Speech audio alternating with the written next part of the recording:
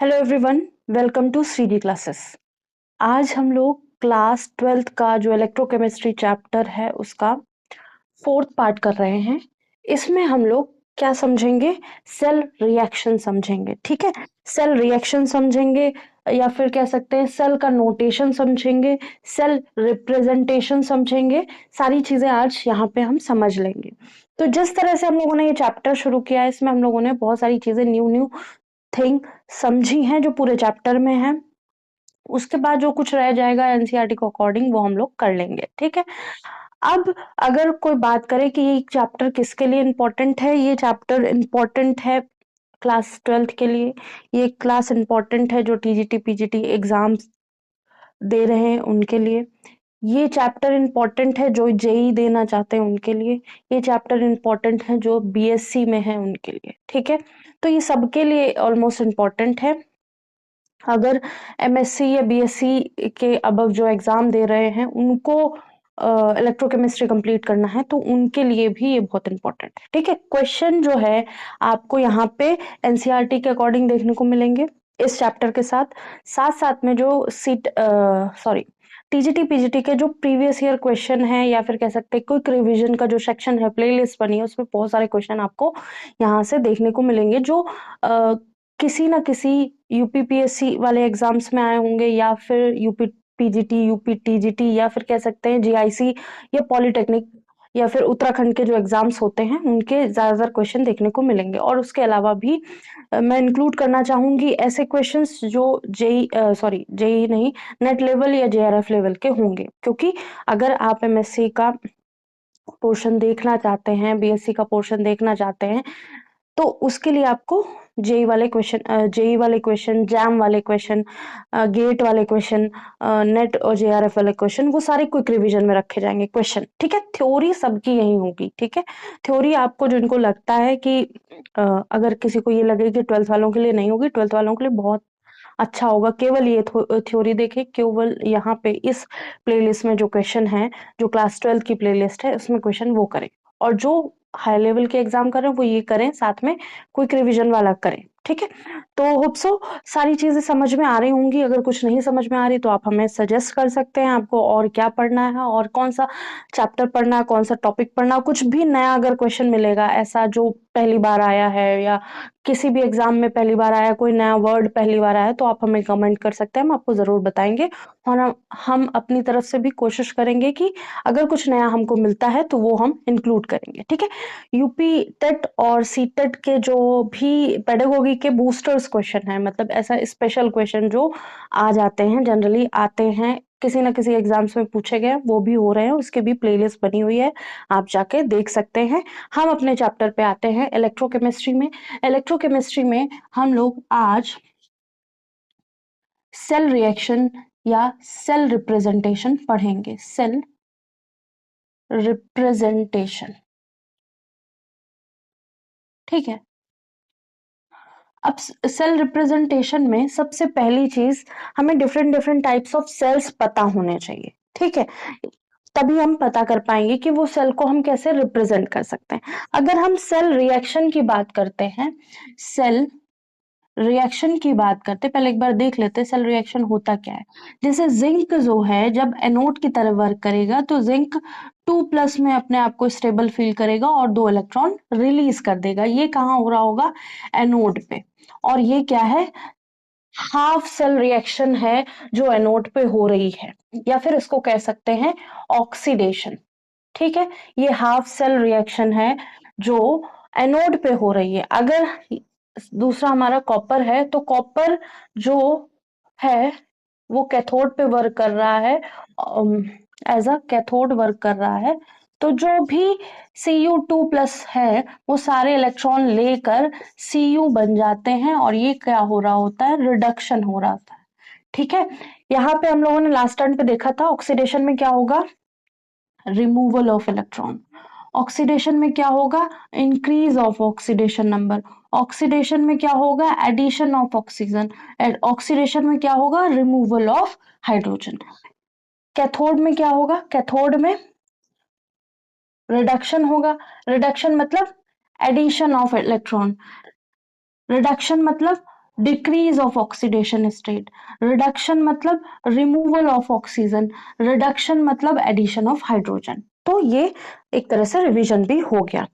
अब ये है सेल्फ रिप्रेजेंटेशन, ये है half cell representation at anode, ये है half cell representation at cathode. अगर हम बात करें फुल सेल रिप्रेजेंटेशन की तो इसको हम ऐड कर लेंगे एज इट इज। तो क्या लिखेंगे, Zn plus copper 2 plus gives Zn2 plus plus copper. This is cell reaction of our Daniel cell, sorry galvanic cell. तो ये जो रिएक्शन है इसमें क्या है, ये हमारा सॉलिड फॉर्म में है, आयनिक फॉर्म में चेंज हो गया, ये हमारा आयनिक फॉर्म में है या एक्वस स्टेट में है या ठीक है मोल्टन स्टेट में है, और ये हमारा सॉलिड स्टेट। तो यहाँ पे भी ऐसे रिप्रेजेंटेशन हमको कर देना चाहिए कि हमें पता होना चाहिए कि हमने जो भी रिएक्शन करी है। तो this is redox reaction, this is full cell reaction, इसी को फुल सेल रिएक्शन बोलेंगे या फिर सेल रिएक्शन बोलेंगे। और ये क्या है, हाफ सेल रिएक्शन, ये भी हाफ सेल रिएक्शन। ठीक है, तो ये रहा हमारा सेल रिएक्शन। अब इस सेल रिएक्शन को अगर हम रिप्रेजेंट करेंगे, इसका रिप्रेजेंटेशन करेंगे, इसका रिप्रेजेंटेशन जब हम करेंगे तो हम पहले क्या लिखेंगे, हमने जाना था कि हमारे दो जो सेल हैं उनका जो फॉर्मेशन किया उनके बीच में हम लोगों ने ऐसे दो लाइन खींची, सॉल्ट ब्रिज बनाया था। ठीक है, तो सॉल्ट ब्रिज को ऐसे डबल लाइन की तरह रिप्रेजेंट कर देंगे। ठीक है, सॉल्ट ब्रिज को ऐसे डबल लाइन की तरह रिप्रेजेंट करेंगे। इस जगह हमारा क्या होगा, लेफ्ट में क्या लिखा था, लेफ्ट में अलोन, अलोन अलोन मतलब यहाँ पे ऑक्सीडेशन होगा, यहाँ पे हम एनोड पर जो रिएक्शन हो रही होगी वो करेंगे। ये हमारा left side of the cell representation होगा। अगर हम राइट साइड की बात करें तो यहाँ पे क्या होगा, रिडक्शन वाली रिएक्शन हम लिखेंगे या फिर जो रिड्यूस कर रहा होगा वो लिखेंगे। यहाँ पे कैथोड पे जो रिएक्शन हो रही होगी उसके बारे में रिप्रेजेंटेशन बता रहा होगा। ये हमारा right side of the reaction होगा जो सेल रिप्रेजेंटेशन में बता रहा होगा। ठीक है, तो जो हमने किया इस सेल रिएक्शन में, जो हमने किया वो हम इसको यहाँ पे कैसे रिप्रेजेंट करेंगे। तो ये तो सेल रिप्रेजेंटेशन हो गया। ठीक है, अब हम ये देखते हैं, एक बार चेक कर ले पूरा बोर्ड दिख रहा है कि नहीं। कभी कभी लास्ट का या साइड का कट जाता है, फिर जब एडिटिंग का टाइम आता है तो पता चलता है कि आधी चीजें दिख ही नहीं रही थी। तो अभी तो परफेक्ट दिख रहा है। ठीक है, तो लेफ्ट साइड एनोड है, एनोड का जो रिप्रेजेंटेशन हम लिखेंगे वो जो भी एनोड पे हो रहा होगा जैसा हमने लिखा है वैसे लिख देंगे। ठीक है, तो एनोड पे क्या है, Zn से एक लाइन Zn2 प्लस बन रहा है। ठीक है, फिर हमारा सॉल्ट ब्रिज, इसका क्या नाम है, सॉल्ट ब्रिज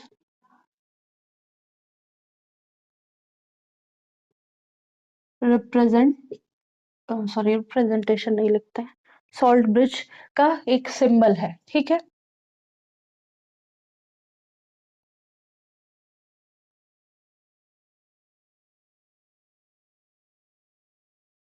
और यहाँ पे क्या है, कैथोड, राइट साइड में कैथोड का हम लिखेंगे। तो कैथोड क्या था, आयन फॉर्म में था, पहले कैसा था, आयन के फॉर्म में था, फिर कैसा बन गया, वो कॉपर कैथोड रॉड जो थी ना, कॉपर रॉड थी उसके ऊपर इकट्ठा होने लगा ऐसा। ठीक है, तो ये है सेल रिप्रेजेंटेशन। इसको ऐसे भी लिख सकते हैं, मेटल मेटल आयन, यहाँ पे एक लाइन, सॉल्ट ब्रिज का representation, metal ion and metal. ठीक है, ऐसे भी रिप्रेजेंटेशन हम समझ सकते हैं। ठीक है, ये भी एक तरह का रिप्रेजेंटेशन, मेटल था मेटल आयन में कन्वर्ट हुआ दैट इज ऑक्सीडेशन, और फिर हमारा मेटल आयन जो था मेटल में कन्वर्ट हुआ that is reduction.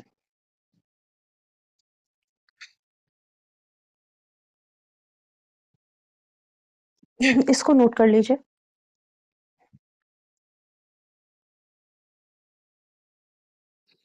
Hope so इतना समझ में आया होगा। और भी बहुत सारे रिप्रेजेंटेशन होते हैं, उन रिप्रेजेंटेशन को हम, ये तो हम लोगों ने मेटल मेटल वाला समझ लिया, मेटल मेटल आयन वाला, ठीक है। सेल रिएक्शन के साथ बहुत सारे और देखने को मिलेंगे, पहले हम सेल रिप्रेजेंटेशन ही पूरा कंप्लीट कर लें, ठीक है। तो हमने एक ये रिप्रेजेंटेशन देखा, मतलब ये तो है ही कॉमन, ये तो सबके लिए है, वैलिड जनरल रिप्रेजेंटेशन है। दूसरा हम लोगों ने ये देखा, और तीसरा हम लोगों ने ये देखा इसी का फॉर्म में, अगर कोई और रिएक्शन है तो उसको हम लिख सकते हैं। एक और हम देखते हैं सेल रिप्रेजेंटेशन, जिसमें क्या होगा, हमारा मेटल होगा, कोई भी मेटल जो हमें दिया होगा, साथ में यहाँ सॉल्ट दिया होगा, और साथ में यहाँ आयन होगा, ठीक है। ये होगा सॉल्ट ब्रिज, फिर वैसे ही आयन, सॉल्ट और मेटल, ठीक है, कोई भी मेटल होगा, ठीक है। अब इसका अगर हम करना चाहें इसका एग्जाम्पल, तो जो हमारी रिएक्शन गिवन होगी for this reaction, for this representation, वो रिएक्शन क्या होगी, एक मिनट।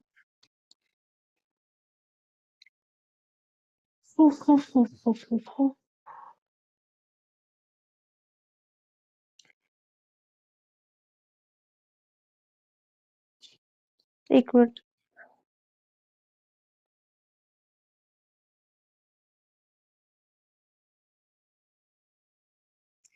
एक रिएक्शन दी होती है ऐसे, यहाँ पे लिख लेते हैं, एजी रिएक्ट करेगा किसके साथ, एजीसीएल साथ, एजीसीएल के साथ जो सॉल्ट फॉर्म है, और इससे क्या बनेगा, इससे बनेगा एजी प्लस सीएल माइनस, एजी प्लस बन रहा होगा और सीएल माइनस बन रहा होगा, साथ में इसके एजी प्लस सीएल माइनस, और साथ में इसके एजी सॉलिड फॉर्म में भी होगा, ये ऐसी रिएक्शन दे रखी होगी। तो इसमें अब समझ में नहीं आ रहा होगा बहुत सारी चीजें, देखो ये ऑक्सीडेशन स्टेट इसका 0, इसका -1 है, इसका +1 है, इसका 0 है। अब इस तरह की रिएक्शन दे रखी, तो यहाँ पे हमें ये देखना है कि जो -1 है वो +1, मतलब यहाँ पे ऑक्सीडेशन हो रहा है, ठीक है। -1 जो है, एक मिनट,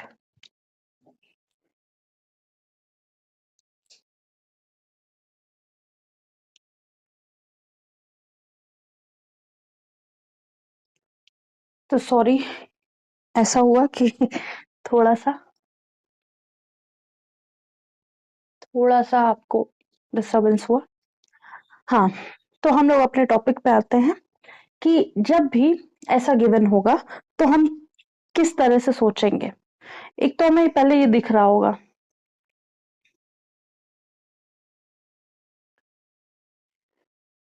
ठीक है, इसमें हम किस तरह से सोचेंगे वो हमें समझना है। ऐसी अगर रिएक्शन दी होगी, इसकी मतलब मेन रिएक्शन लिखते हैं पहले, क्योंकि हमें जो सेल रिप्रेजेंटेशन है आज समझ लेना है कि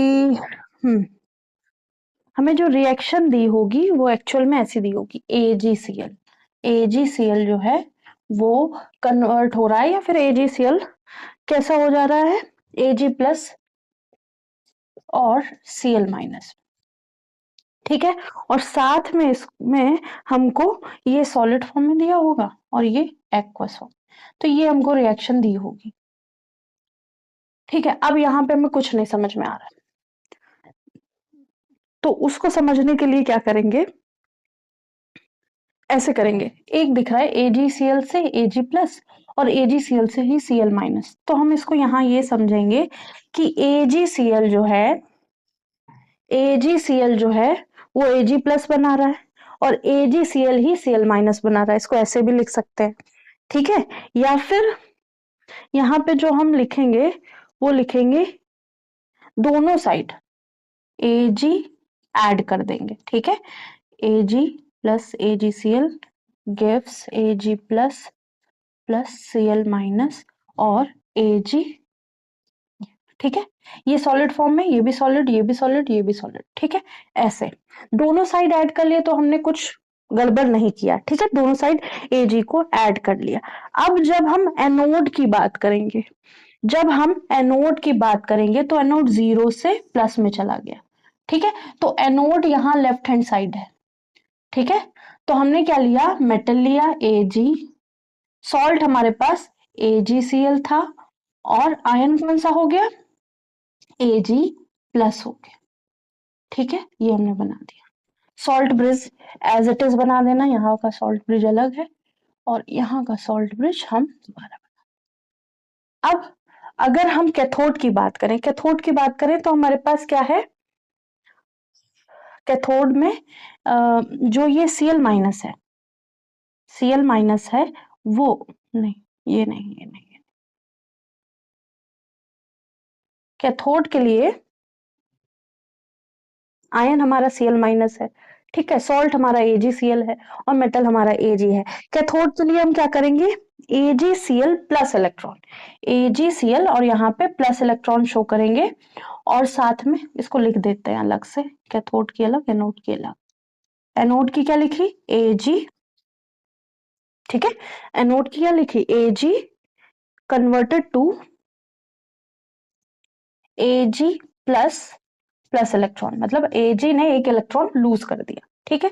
ये है हमारा एनोड।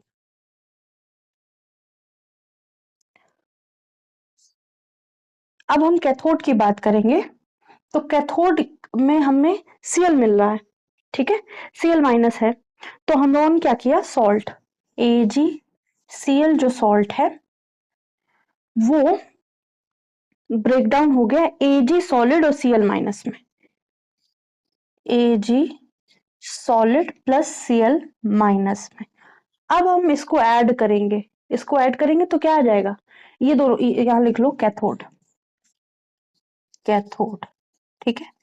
एक बार इसको फिर से समझा देंगे, ठीक है। अब जो हमने किया वो क्या है, आयन है, मेटल है, सॉल्ट है। तो आयन हमारा Cl माइनस है, सॉल्ट AgCl है और Ag मेटल, ये रिएक्शन बन गई। This is the example of metal salt ion, ion salt metal cell representation. बहुत अच्छा एग्जाम्पल है, ठीक है। तो ये थोड़ा, ये वाला तो आपके लिए है, सबके लिए है, ये थोड़ा सा हाई लेवल अगर समझना चाहें उसके लिए। तो इन दोनों रिएक्शन को ऐड करेंगे तो हमें ये मिल जाएगा, Ag कट जाएगा, AgCl इज इक्वल टू, और इलेक्ट्रॉन इलेक्ट्रॉन कट जाएगा, ठीक है।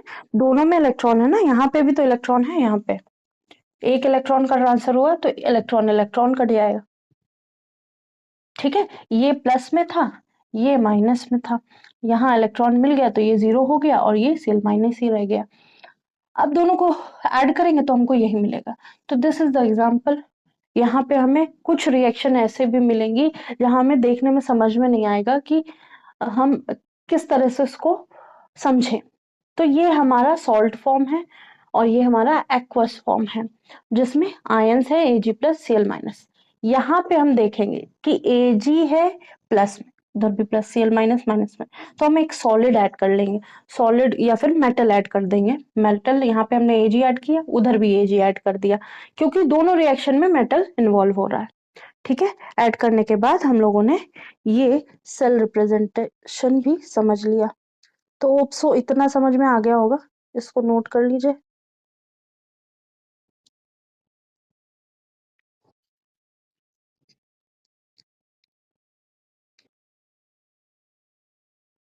ठीक है, तो ये जो लाइन है ये फेज चेंज की लाइन है कि मेटल है सॉल्ट है, इन दोनों में फेज का डिफरेंस है, आयन है सॉल्ट है, इन दोनों में फेज का डिफरेंस है। तो हर फेज के लिए अलग अलग क्या होगी, लाइन बना दी जाएगी। तो इतना समझ में आ गया होगा। अब हम सेल पोटेंशियल की बात करेंगे, इसको रब करते हैं। बहुत इंपॉर्टेंट है आज की क्लास, बहुत ही ज्यादा। समझ में आ रही तो बहुत बढ़िया बात, नहीं आ रही है तो दोबारा से देख लेना। ये जितना भी हम लोग टर्म्स नए नए टर्म्स समझ रहे हैं, तो बहुत लोगों को लगेगा कोई रिलेशन ही नहीं है, मतलब जो पहले से पढ़ा उसके बाद अभी जब क्वेश्चन करेंगे ना तो सारी चीजें आपकी कोरिलेट हो जाएंगी। ठीक है, तो अब जो हम पढ़ेंगे वो है cell potential and standard cell potential. Cell potential को ई से रिप्रेजेंट करते हैं, स्टैंडर्ड सेल पोटेंशियल को ई नॉट से रिप्रेजेंट करते हैं। ठीक है, तो ये तरह जो सेल पोटेंशियल है, ये एक तरह से क्या होता है, आउटपुट ऑफ द सेल। ठीक है, जो सेल हमारा आउटपुट दे रहा है, ठीक है, वो है output of the cell. Output मतलब एक तरह से potential difference between two half cell, या फिर कह सकते हैं और potential difference between two half cell. मतलब जो भी अ, जैसे कॉपर और जिंक लिया था हमने, ठीक है, तो कॉपर का कुछ पोटेंशियल होगा, ठीक है, और जिंक का कुछ पोटेंशियल होगा। दोनों के बीच में जो पोटेंशियल डिफरेंस फॉर्म होगा, मतलब दो सेल लिए थे, मतलब दो सेल लिए थे, एक हाफ सेल ये था, एक हाफ सेल ये था, दोनों को सॉल्ट ब्रिज से ऐड कर दिया था हम लोगों ने, और यहाँ पे एक रॉड ली थी। रॉड लेने के बाद इनको वायर से कनेक्ट करके यहाँ बल्ब लगाया और एक स्विच लगा दिया था। ठीक है, ऐसा किया, तो इसका कुछ पोटेंशियल होगा, इसका कुछ पोटेंशियल होगा, इन दोनों के बीच में जो पोटेंशियल डिफरेंस होगा, जिसकी वजह से फ्लो ऑफ इलेक्ट्रॉन हो रहा है, जिसकी वजह से करंट का फ्लो हो रहा है, जिसकी वजह से हमारा बल्ब ग्लो कर रहा है। ठीक है, तो वो ही जो पोटेंशियल डिफरेंस है बिटवीन टू हाफ सेल, वही है सेल पोटेंशियल। ठीक है, इनके बीच में जो पोटेंशियल डिफरेंस होगा वही है सेल पोटेंशियल। मतलब अगर एक की वैल्यू एक 1 है, ठीक है, 1 वोल्ट मान लेते हैं, एक की वैल्यू 1 वोल्ट है, एक की वैल्यू 0.5 वोल्ट है, तो इनके बीच में 0.5 वोल्ट का डिफरेंस है, और जब डिफरेंस देखने को मिला तभी फ्लो ऑफ इलेक्ट्रॉन हुआ, फ्लो ऑफ इलेक्ट्रॉन हुआ, और एक तरह से उन्होंने अपना रिएक्शन को बैलेंस करना शुरू कर दिया। जो ये रिएक्शन का प्रोसेस होगा डिफरेंस की वजह से तो हुआ, जब तक पोटेंशियल डिफरेंस नहीं होगा तब तक कुछ भी फ्लो नहीं होगा और हमारा बल्ब ग्लो नहीं करेगा। ठीक है,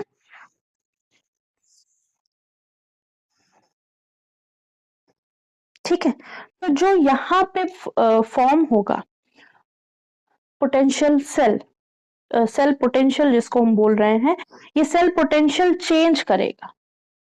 ठीक है, चेंज करेगा, जैसे जैसे रिएक्शन में चेंज देखने को मिलेगा, रिएक्शन के कंसंट्रेशन में चेंज होगा, वैसे वैसे ये चेंज होगा। तो लिख सकते हैं सेल पोटेंशियल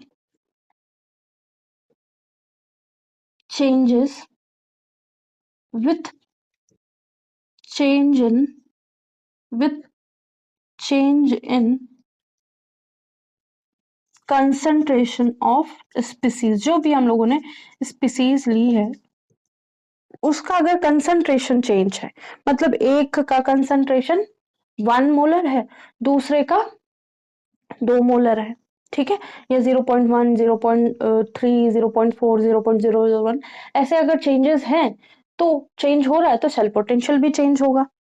ठीक है, फिर बात आती है स्टैंडर्ड सेल पोटेंशियल। यहां पे क्या होगा, कुछ चीजें हम एज्यूम कर लेते हैं, जैसे टेम्परेचर, जैसे प्रेशर, जैसे कंसंट्रेशन। ठीक है, जब भी स्टैंडर्ड की बात आएगी तो हम टेम्परेचर 25 डिग्री ले लेते हैं, प्रेशर 1 बार ले लेते हैं, और कंसंट्रेशन 1 मोलर ले लेते हैं। ठीक है, तो यहां पे क्या होगा, E not is cell potential. E not क्या है, standard cell potential under the standard state of temperature, pressure and concentration of ions. ठीक है, और E not will never change, किसी भी सेल का ई नॉट नहीं चेंज होगा।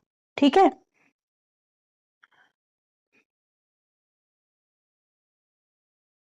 तो यहाँ लिख सकते हैं E naught is cell potential at standard temperature, pressure and concentration of जो भी हम लोगों ने स्पीसीज ली है वो, या फिर आयंस या पार्टिकल्स हम लिख लेंगे। आयंस यहाँ पे ज्यादा देखने को मिलेंगे। ये चेंज होगी विथ रिएक्शन, ठीक है। पोटेंशियल क्या, cell potential change with change in concentration of the species, या फिर लिख सकते हैं चेंज विथ रिएक्शन, यहाँ पे लिख सकते हैं चेंज विथ रिएक्शन, ठीक है। जो सेल पोटेंशियल है चेंज विथ रिएक्शन होगा। और E not does not change with reaction, ये हो गया हमारा। E not never change with reaction, ठीक है। या फिर कंसंट्रेशन ऑफ स्पीसीज, जो भी हम स्पीसीज सेल में ले रहे हैं, E नॉट उसके साथ नहीं चेंज होगा, ठीक है। सबका पर्टिकुलर होगा।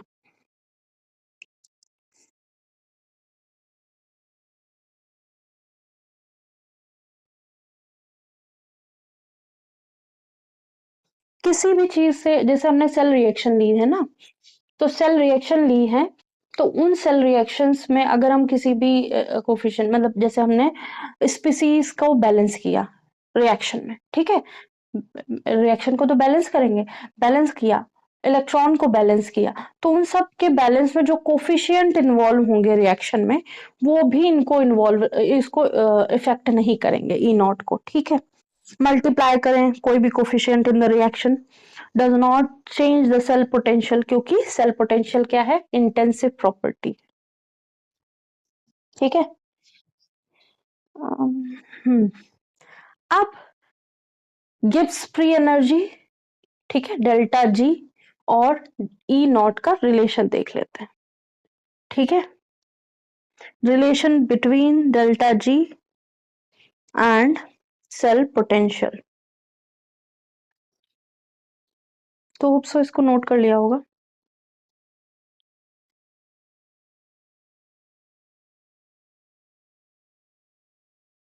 नोट कर लिया है तो रब कर देते हैं। और ये गिब्स फ्री एनर्जी और सेल पोटेंशियल का आज रिलेशन करके ही हम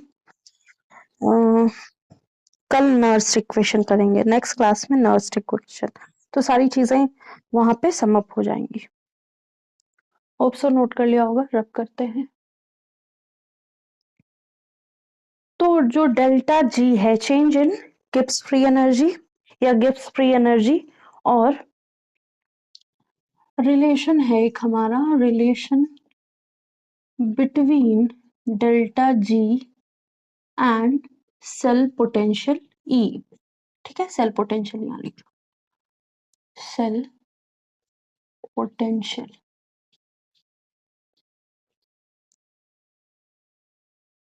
ठीक है।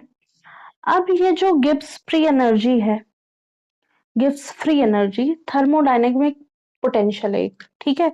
ये एनर्जी क्या है, ये एनर्जी मैक्सिमम यूजेबल एनर्जी है, जो अवेलेबल होती है किसी भी सिस्टम में रिएक्शन जब हो रहा होता, जो मैक्सिमम अवेलेबल एनर्जी है जो हमारी रिएक्ट कर रही होती, ठीक है, at constant pressure and temperature पे, जिसकी वजह से हमारी जो रिएक्शन है वो स्पॉन्टेनियसली हो रही होती है। तो डेल्टा जी जो है हमारा, डेल्टा जी की बहुत सारी वैल्यू देखी होंगी आपने, तो हम लिखेंगे यहाँ पे non mechanical work done. Delta G एक तरह से नॉन मैकेनिकल, मतलब ऐसा एनर्जी है ना, कोई ऐसा ये ऑब्जेक्ट यहाँ से वहां गया या वो ऑब्जेक्ट वहां से वहां पहुंच गया, ऐसा तो दिख नहीं रहा, नॉन मैकेनिकल है, ठीक है। यहाँ पे ऐसा कुछ वर्क होते दिख नहीं रहा होगा, ये एनर्जी के फॉर्म में होगा, ठीक है। तो इसको हम लिख लेंगे delta G is equal to work done in electrical, मतलब जो हमारा काम बिजली के रूप में हो रहा है क्योंकि हम सेल की बात कर रहे हैं। तो डेल्टा जी ऐसी एनर्जी है जो जो पूरी पूरी काम में बदल गई। कौन से काम में बदल गई? इलेक्ट्रिकल वर्क में बदल गई। ठीक है, अब इस W की जगह हम क्या लिख सकते हैं? हमको हीट मिली है और पोटेंशियल मिला है, क्यू, स्मॉल क्यू है। ठीक है, हमको हीट मिली है, या फिर कह सकते हैं, इस हीट तो नहीं होगी यहाँ पे चार्ज होगा। चार्ज हुआ है, चार्ज मिला है और पोटेंशियल है, ये हो गया। ठीक है, और Q की वैल्यू क्या होती है? Q की वैल्यू होगी, चार्ज की वैल्यू कैसे आएगी? चार्ज की वैल्यू आएगी चार्ज नंबर से, नंबर ऑफ मोल से और फेराडे से। कैसे आएगी? Z(N(F) और साथ में V। ठीक है, तो इसको क्रॉस की जगह डॉट लिख लो, ज्यादा अच्छा रहेगा। कोई कोई x मान ले इसको। ठीक है, तो Zi को लिख देते हैं चार्ज नंबर Zi, और नंबर ऑफ मोल्स F क्या है? Faraday constant. ठीक है, Zi की वैल्यू इलेक्ट्रॉन के लिए होती है, Zi इज इक्वल टू -1। ठीक है, तो Zi की वैल्यू फॉर इलेक्ट्रॉन, क्योंकि इलेक्ट्रॉन का ही ट्रांसफर हो रहा है, तो Zi is equal to -1 for electron. तो हमारा डेल्टा जी हो गया। अब देखिए यहां से यहां तक सब इक्वल है तो कोरिलेट कर लीजिएगा। -NF(V), ठीक है, -NF(V), नंबर ऑफ मोल्स, ये क्या है? फेराडे कांस्टेंट, ये है हमारा पोटेंशियल।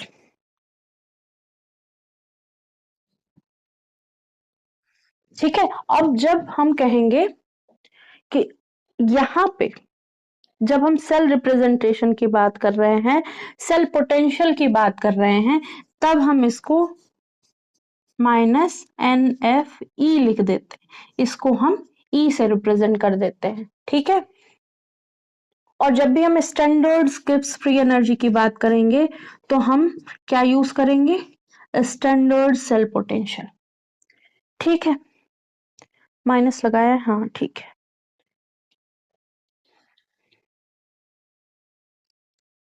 इलेक्ट्रोकेमिस्ट्री में सेल पोटेंशियल को हम ई से रिप्रेजेंट कर देते हैं, बस इतना।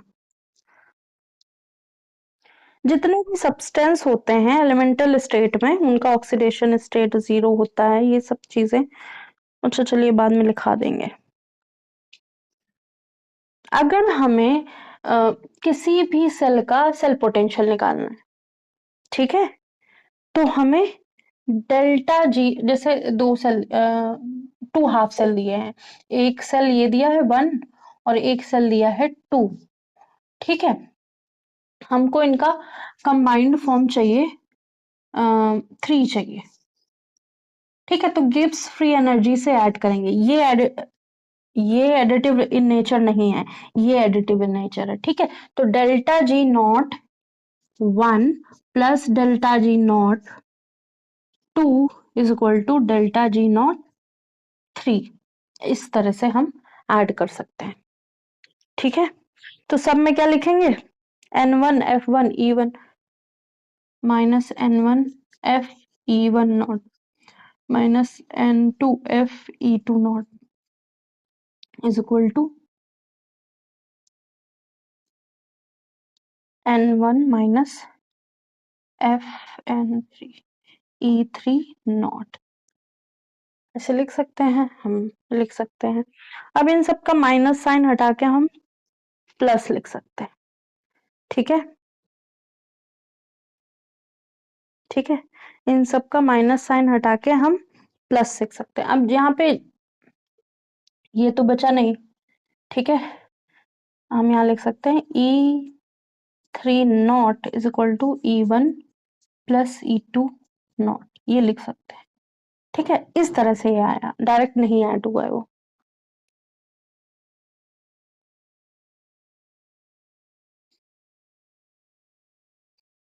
तो जो ये E1 है और E2 है, इसको हम कैसे लिख सकते हैं?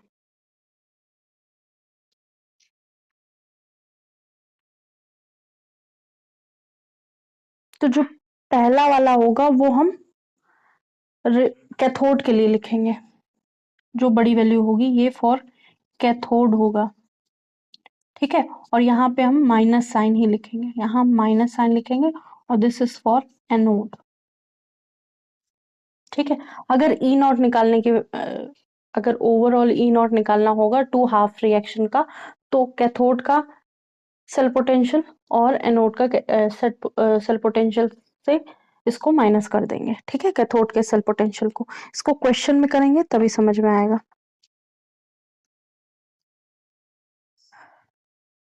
तो अभी के लिए हम लोगों ने सेल रिप्रेजेंटेशन समझ लिया, सेल रिएक्शन समझ ली, साथ में हम लोगों ने 2-3 तरह के सेल रिप्रेजेंटेशन समझे हैं। उसके बाद हम लोगों ने क्या समझा, सेल पोटेंशियल समझा, सेल स्टैंडर्ड सेल पोटेंशियल समझा, फिर गिब्स फ्री एनर्जी के साथ सेल पोटेंशियल का जो फॉर्मूला है वो, ठीक है। अब इसके आगे जो होगा वो नेक्स्ट क्लास में होगा, नर्व्स इक्वेशन करेंगे, उसके लिए थोड़ा सा ये और समझेंगे अच्छे से। अभी तो हमने केवल यहाँ तक समझना था, ठीक है, ये तो थोड़ा एक्स्ट्रा बता दिया। तो होप सो आज की क्लास समझ में आई होगी। कुछ भी नया समझना है उसके लिए आप हमें मैसेज कर सकते हैं, कमेंट कीजिएगा, लाइक कीजिएगा, सब्सक्राइब कीजिएगा, शेयर कीजिएगा, बताइएगा क्लासेस कैसी लग रही हैं, और जो भी चीजें हैं इसमें, इस चैप्टर में सारी कंप्लीट की जाएंगी, कुछ भी ऐसे एकदम से लाके नहीं कर दिया जाएगा, ठीक है। तो साथ में आप लोग जो भी क्विक रिवीजन की क्लासेस हैं वो भी देख सकते हैं, वो बहुत इंपॉर्टेंट क्लासेस हैं, बहुत, वो तो मतलब क्वेश्चन है, इन सब के क्वेश्चन है, ठीक है, इन्हीं से रिलेटेड है। अभी तो शायद ऑर्गेनिक के बहुत सारे क्वेश्चन हुए हैं, ये भी इन्वॉल्व करेंगे हम। और यूपीटेट स्पेशल बूस्टर क्वेश्चन जो भी सीटेट या यूपीटेट देना चाहते हैं उनके लिए बहुत अच्छे से छोटे छोटे क्वेश्चन है जो जनरली आते हैं 1 या 2 नंबर में वनडे एग्जाम्स में, जितने भी टीचिंग के एग्जाम्स हैं उनके लिए वो है। तो होप सो आज की क्लास समझ में आई होगी। नेक्स्ट क्लास में मिलते हैं, इसका हम लोग नर्व्स इक्वेशन करेंगे, ठीक है। Thank you.